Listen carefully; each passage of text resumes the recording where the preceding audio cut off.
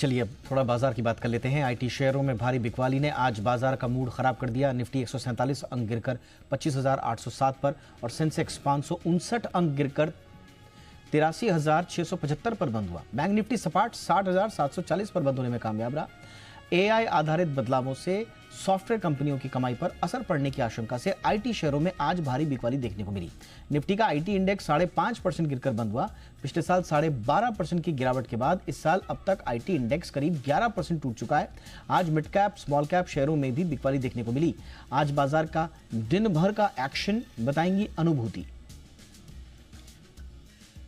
दिन भर की वॉलेटिलिटी के बाद आज अंत में बाजार कमजोरी के साथ ही बंद होते हुए नजर आए।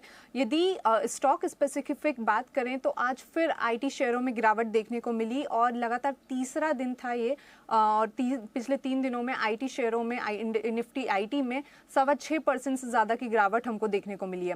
आज जो तेज़ी से गिरने वाले आईटी शेयर्स रहे उनमें सबसे ऊपर रहे हैं इन्फोसिस, लगभग 5.5% से ज़्यादा की गिरावट यहाँ नज़र आई है। टेक महिंद्रा, टीसीएस और विप्रो में भी 4.5 से 5.5% की गिरावट हमको देखने को मिली है। इसके बाद निफ्टी 50 के जो टॉप लूजर्स हैं उन पर नज़र दौड़ाते हैं तो M&M यहाँ लगभग 2.5% की गिरावट देखने को मिली है। HUL में भी नतीजों के बाद लगभग 2 से 2.25% की गिरावट नज़र आई है। सिप्ला और रिलायंस में भी 1.5 से 2% की गिरावट हमको देखने को मिली है। वहीं निफ्टी 50 में के टॉप गेनर्स जिन्होंने इंडेक्स को कुछ संभालने का काम किया उसमें बजाज फाइनेंस शामिल है, जहां 2 से 2.5% की तेजी हमको देखने को मिली है। आयशर मोटर, श्रीराम फाइनेंस में भी लगभग 2% की तेजी नजर आई है। वहीं ट्रेंड भी 1.5% ऊपर ट्रेड करता हुआ नजर आया।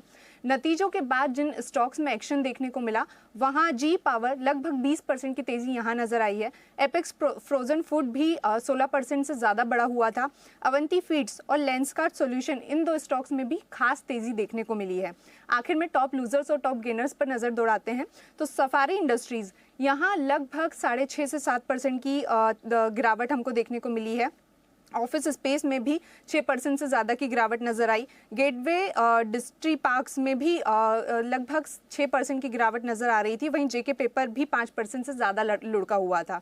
वहीं टॉप गेनर्स में आज शामिल हैं शारदा क्रॉपकेम 10% की तेज़ी के साथ, गोदरेज एग्रोवेट, स्टरलाइट टेक और फिनोलेक्स इंडस्ट्री जहां 5 से 8% की तेज़ी नजर आई है।